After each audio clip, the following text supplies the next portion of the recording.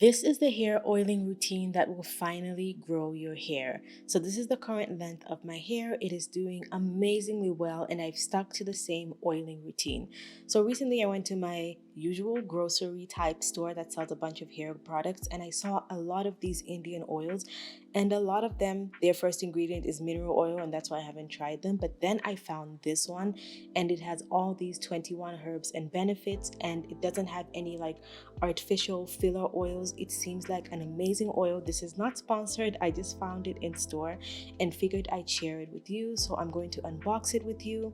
But also, I want you to know that this is about my oiling routine. It is not about the oil. I haven't used an Ayurvedic oil in a while, so I figured this one would be good. It comes with this little like comb attachment, which you can add to the bottle to aid in oiling your scalp and making sure that the oil goes directly on your scalp. So as you can see, it is in a green bottle, but the oil also has like a light green hue. It smells like an Ayurvedic oil. It's not very strong, but it does smell. An Ayurvedic oil is the best way I can describe it. It's very like almost spicy. So what I like to do is when I'm doing a deep oiling routine, I like to get a bowl or a mug or any container with warm water, not hot water, and then I put the bottle of oil in there to warm the oil up. Do not put the oil in the microwave, and if anything, I would actually recommend that you put your oil in something that's made out of glass, a glass bottle to heat it up. But because I wanted to use the comb attachment and the oil is not very hot, I figured it was fine to use it in this plastic bottle. So what I like to do is every time I use an oil that has multiple different oils or ingredients in it, I always shake it up because I just believe the oils are most likely at different weights. To get the best results, it's better to shake it up. So as you can see, I really like this comb attachment. I'm not squeezing the bottle. I'm literally just putting it and like putting pressure on my scalp, and the oil is coming out. And the good thing is when you heat an oil up, it becomes even lighter because it's warm, and it just feels so good on the scalp. It spreads really well. And as you can see, I'm just going in between the parts of all my braids. Now, if your hair is out, you can do this exact same routine. All you need to do is part your hair. And because it's this comb attachment, you don't even need to part your hair well. You just need to put that comb in your hair, slide it underneath your hair shafts, and then just squeeze a little bit, and you will have enough oil. Now, if you don't want to use as much as I am and your hair is braided, you can like skip a braid in between.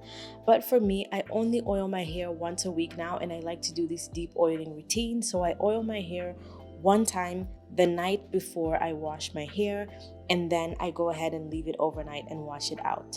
But you can do this whenever you want. The reason why I only do this once a week now is because I always use my LED light therapy or low level laser therapy, and you're not supposed to have oil on your scalp for that. So I only do this once a week now, and it is still extremely effective.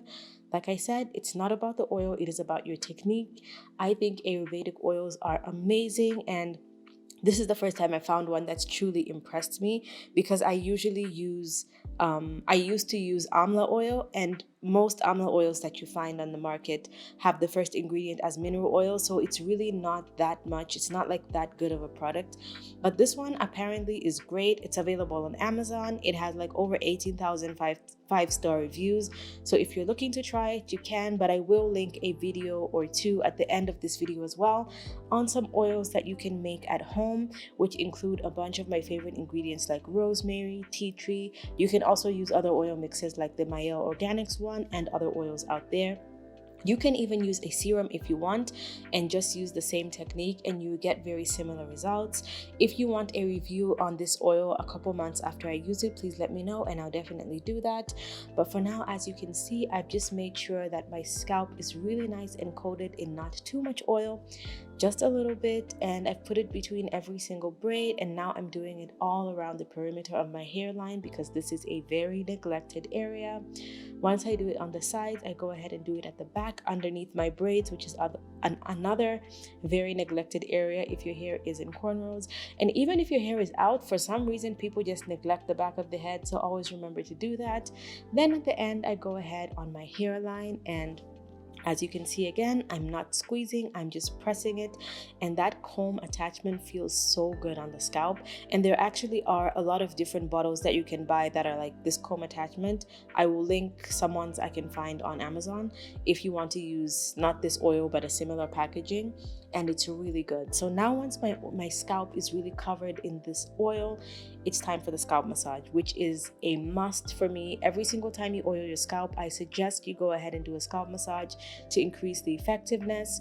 So I always like to start on my hairline, and as you'll see, I am not rubbing, I am not using my nails, I am just moving my scalp around in circles to stimulate the blood flow. So once I do my hairline, I like to go for these pressure points, which are also very popular in the Ayurvedic scalp treatments.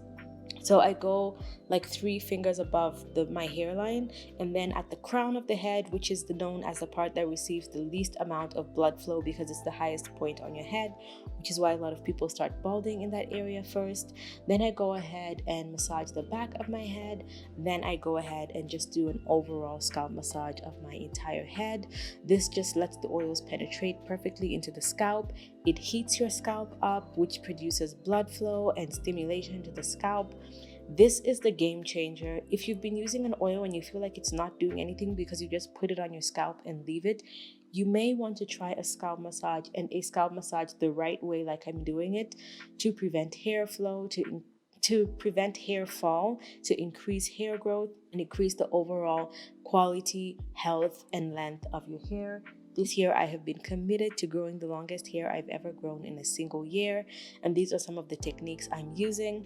For most of the rest of this year, I will be keeping my hair in cornrows just to maximize on my length retention. So once I'm done with that, I will go ahead and take any extra oil that's on my hands and put it on the ends of my hair, and I won't put anything else on the rest of the ends of my hair because this is enough.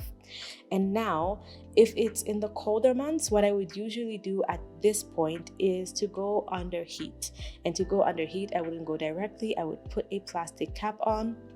As you can see, I just have this disposable one, which I use multiple times anyway. I'd go under heat for 20 to 30 minutes, and then I would go ahead and just leave it in my hair overnight and sleep. Or if you only like to keep oils in your hair for like an hour or two, I would suggest you just leave it. Do this in the morning, wash your hair immediately, or if you wash your hair at night, whatever time that is. So as you can see here, I was just saying I leave it in for 20 to 30 minutes. So once I take that off, it is time to either leave it overnight or you can wash your hair. It is up to you. And to see how I make my favorite homemade oils, you can watch the 2 videos on the side of the screen and hit my face to subscribe.